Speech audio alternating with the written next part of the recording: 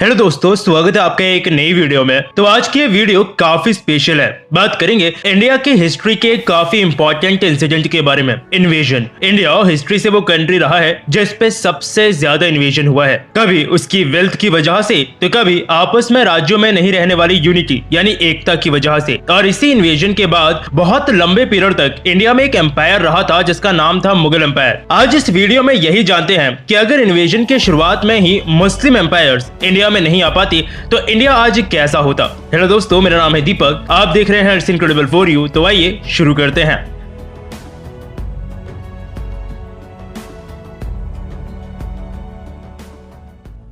तो दो तीन बातें मैं पहले ही बता दूं कि यह चैनल हमारा किसी भी रिलीजन या एम्पायर के खिलाफ नहीं है। इंडिया की जो हिस्ट्री है उसकी रिस्पेक्ट सबको करनी चाहिए। बस हम एक अलग नजरिए से हिस्ट्री को देखना चाहते हैं, इसलिए जो हिस्ट्री में नहीं हुआ अगर वो बताऊंगा तो ऐसा हो सकता है कि कहीं वीडियो में गलत हो जाऊं। इसलिए अगर कोई भी गलती आपको मिले तो नीचे कमेंट सेक्शन में प्यार से बताइएगा। प्लीज मेरी लेना शुरू मत कर देना कमेंट सेक्शन में। तो मुगल एम्पायर के टाइम पे इंडिया में एक इन्वायरमेंट दिखता था जिसमें एक रिलीजन का डोमिनेंस था, वो था इस्लाम। ये सोचा जाता है कि अगर मुस्लिम एम्पायर इंडिया में नहीं आया होता तो इंडिया में इस्लाम नहीं आता। ये असल में गलत है। इंडिया में मुस्लिम एम्पायर नहीं आया होता तब भी आज इंडिया में इस्लाम होता। कैसे, मैं जब आगे प्रॉपरली बताऊंगा तब आपको पता चलेगा। तो इंडिया में दो काफी बड़े मुस्लिम एम्पायर्स हुए हैं। पहला दिल्ली सल्तनत और दूसरा मुगल एम्पायर। 12वीं-13वीं सेंचुरी से 18वीं सेंचुरी के मिड तक ये रहे, क्योंकि इसके बाद फिर इंडिया में मेनली ब्रिटिशर्स का राज रहा। नाउ शुरुआत करते हैं कि इंडिया में ये चीजें आनी शुरू हुई कैसे। हिस्ट्री में भी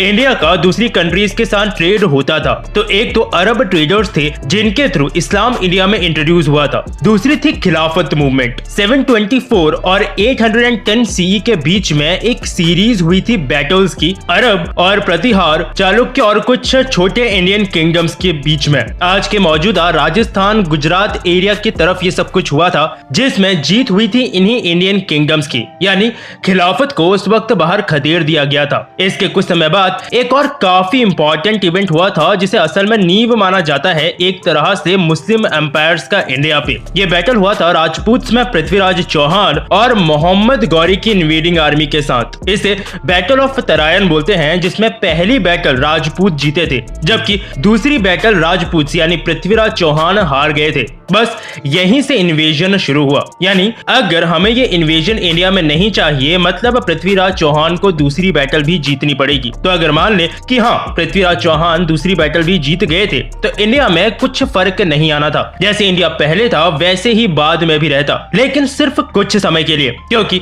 टर्किश इन्वेडर्स इंडिया को फिर से इन्वेड करने की कोशिश करते। और उस वक्त इंडिया एक नहीं था बल्कि बहुत ही छोटे छोटे किंगडम्स में बटा हुआ था। यानी अगर इस इन्वेजन को रोकना था तो सबको साथ मिलकर एक डिफेंस लाइन क्रिएट करना पड़ता नॉर्थ वेस्ट इंडिया की तरफ, तभी उन इन्वेजन्स को इंडिया में रोकना पॉसिबल हो पाता। ये बात सच है वैसे कि इंडिया में इन्वेजन का कारण ये भी रहा है कि छोटे किंगडम्स हमेशा अपने बारे में सोचते थे। ऐसा नहीं हुआ कि सबने एक साथ मिलकर मदरलैंड को डिफेंड किया हो। इवन कई बार तो इंडिया के ही स्टेट्स ने मदद किया था इन्वेडर्स की इंडिया में इन्वेजन के लिए। खैर मान लेते हैं कि नॉर्थ ने इंडिया को प्रोटेक्ट करने के लिए नॉर्थ वेस्ट में एक तगड़ा डिफेंस लाइन क्रिएट कर रखा था कुछ सालों के लिए। इसको अगर रियल हिस्ट्री के हिसाब से कंपेयर किया जाए तो अभी तक इंडिया में इन्वेजन होके इस्लामिक एम्पायर शुरू हो चुका था, लेकिन हमारे लिए अभी तक इंडिया वैसा ही है जैसे पहले था। फर्क इतना है कि इस इंडिया में छोटे छोटे किंगडम्स मिलकर अपने किंगडम को बचाने के लिए साथ में काम कर रहे हैं। इन शॉर्ट वो एक बड़े किंगडम की तरह काम कर रहे हैं। उस समय इंडिया लगभग कुछ ऐसा दिख रहा होता, लेकिन इसमें एक चीज मिसिंग है जिसे बोलते हैं अखंड भारत। उतना बड़ा ये अभी भी नहीं दिख रहा।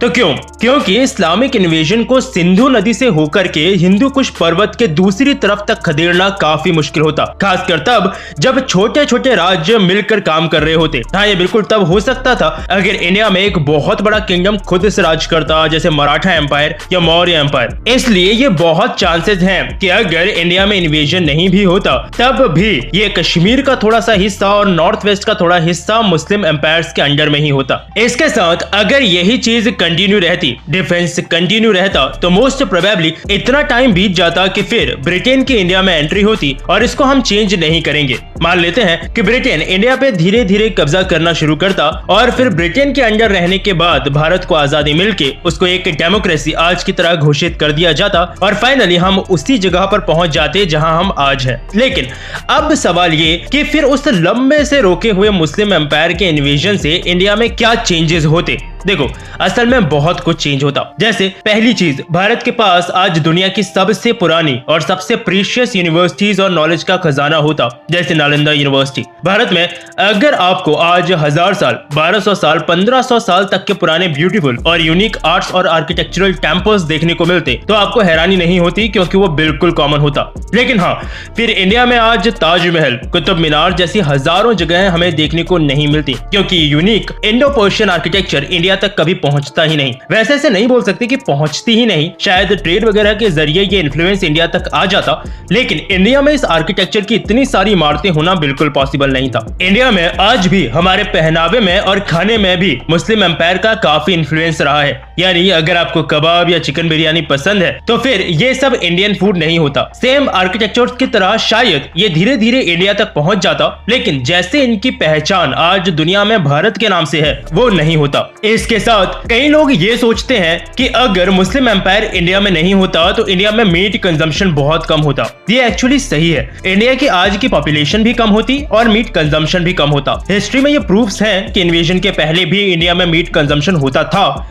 लेकिन कम होता था। नाउ तब से मैं एक चीज बोल रहा हूं जो मैंने खाने में भी बोला, आर्किटेक्चर में भी बोला, कि अगर इन्फ्लुएंस इंडिया तक आता तो शायद ये चीज इंडिया में आ जाती। लेकिन ये इन्फ्लुएंस आता कैसे? मैक्सिमम अरब ट्रेडर्स की मदद से। जैसे मैंने पहले बताया कि इंडिया में ट्रेड होता था और ये चीज होती रहती, क्योंकि वो व्यापार के लिए भारत आते थे, इन्वेजन के लिए नहीं। यानी ये चीज हम नहीं रोकते, इसलिए इसी तरह से इस्लाम का इन्फ्लुएंस भी भारत में आता। लेकिन इंडिया में मुस्लिम पॉपुलेशन आज के मुकाबले बहुत ही कम होती और पूरे चांसेस होते कि भारत में मुस्लिम्स की संख्या एज अ माइनॉरिटी सबसे कम होती। इसके बाद एक अगला सवाल ये भी आता है कि क्या इंडिया ज्योग्राफिकली भी वैसा ही होता जैसा आज है? तो ये बोला जाए एग्जैक्ट वैसा ही होता तो नहीं। पहली बात, इंडिया का पार्टीशन ही नहीं होता, क्योंकि रिलीजन बेसिस पे इंडिया का पार्टीशन 1947 में आजादी के बाद किया गया था। क्या हिस्ट्री में कुछ फर्क पड़ता?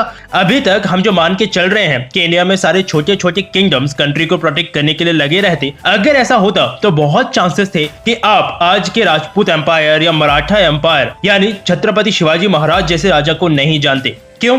कारण यह है कि जब भारत में इस्लामिक रूल था तो इंडिया में आपस में राज्यों में जो भी बैर था वो तब कम हो जाता था जब सब ये देखते थे कि बाहर से आए इन्वेडर्स भारत में दिल्ली की गद्दी पर बैठे हैं, और उस समय कोई भी हिंदू राजा वहां तक पहुंच जाए, अपनी दुश्मनी को पीछे रख हर कोई उसे सपोर्ट करता था। इसलिए आज महाराणा प्रताप, छत्रपति शिवाजी महाराज को हर भारतीय जानता है। लेकिन अगर मुस्लिम एम्पायर इंडिया में होता ही नहीं तो ओवरऑल हिस्ट्री में जो भी सेंट्रल पॉइंट होता उसकी गद्दी पे एक हिंदू राजा ही होता। और ये चीज सच है एक्चुअली कि अगर ऐसा होता तो आपस में भी इन हिंदू किंगडम्स के बीच में अपने एक्सपेंशन के लिए बैटल्स यानी युद्ध वगैरह होना आम सी बात होती। तो अगर इस सो कॉल्ड हाइपोथेटिकल भारत में हमारे डैशिंग किंग महाराणा प्रताप या छत्रपति शिवाजी महाराज जैसे योद्धा फेमस नहीं हुए होते तो क्या भगत सिंह, राजगुरु, सुभाष चंद्र बोस को भी हम नहीं जानते? और भारत क्या ऐसा नहीं होता जैसा आज है? तो ये हो जाता। आप उस भारत में भी सुभाष चंद्र बोस, भगत सिंह, राजगुरु जैसे हीरोज को जानते, क्योंकि हम बात कर रहे हैं कि सिर्फ मुस्लिम एम्पायर का इन्वेजन भारत में नहीं होगा। ब्रिटिशर्स भारत में आते तो वो वही काम करते जो उन्होंने किया था, यानी खुद का कंट्रोल रख लेते बहुत से छोटे छोटे किंगडम्स के ऊपर और पूरे भारत में धीरे धीरे उनका रूल हो जाता और हिस्ट्री वैसी ही बन जाती जैसी आज है। लेकिन इसमें फर्क जरूर होता। जो भी हिंदू इस वीडियो को देख रहे हैं, आप लोग हिंदू नहीं कहलाते। हिंदू वर्ड असल में सिंधु से निकला है और पर्शियंस ही सिंधु नदी के पार रहने वाले लोगों को उनकी ज्योग्राफिक, एथनिक और कल्चरल आइडेंटिफिकेशन के रूप में हिंदू बुलाते थे, जो कि आगे चलकर इस पर्टिकुलर रीजन में मुस्लिम, सिखिज्म, बुद्धिज्म के साथ साथ एक रिलीजन आइडेंटिटी बन गई, जो कि असल में एक रिलीजन आइडेंटिटी है नहीं। और बिल्कुल ऐसे ही आज हमारी लैंग्वेज भी हिंदी नहीं होती। एक लैंग्वेज जरूर होती जो कि इंडिया को यूनाइट करती, क्योंकि इंडिया की आजादी के बाद एक लैंग्वेज का होना जरूरी होता जो कि मेजॉरिटी को समझ में आ पाए, लेकिन चांसेस बहुत कम होते कि उस लैंग्वेज को हिंदी बोला जाता। हिस्ट्री में इसके अलावा एक और काफी इंपॉर्टेंट इवेंट है जिसे कभी कभी मुस्लिम एम्पायर से जोड़ के देखा जाता है, जो कि है भक्ति मूवमेंट। 15th सेंचुरी के आसपास पूर्व और उत्तर भारत में ये काफी अच्छी रफ्तार से आया था। तो क्या भक्ति मूवमेंट भी नहीं होता? देखो, मैं इसके बारे में प्रॉपरली श्योर तो नहीं हूँ, लेकिन हाँ, शायद भक्ति मूवमेंट होता,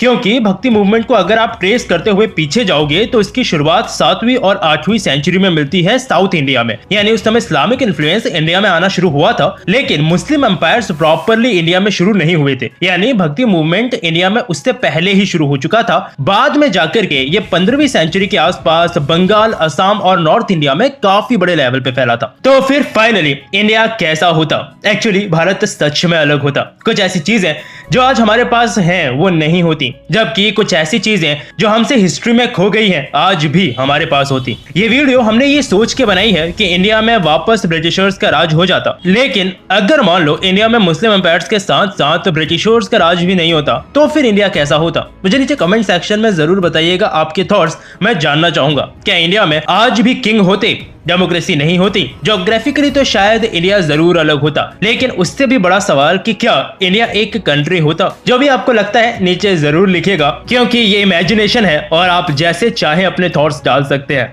तो वीडियो में कुछ भी अगर आपको गलती लगी हो तो मुझे नीचे कमेंट सेक्शन में जरूर बताना, क्योंकि आफ्टर ऑल ये एक इमेजिनेशन पे बेस्ड वीडियो है। वीडियो पसंद आई हो तो लाइक और शेयर जरूर कीजिएगा। फिर मिलूंगा आपसे एक और नई इंटरेस्टिंग टॉपिक की एक नई वीडियो के साथ। तब तक के लिए अलविदा।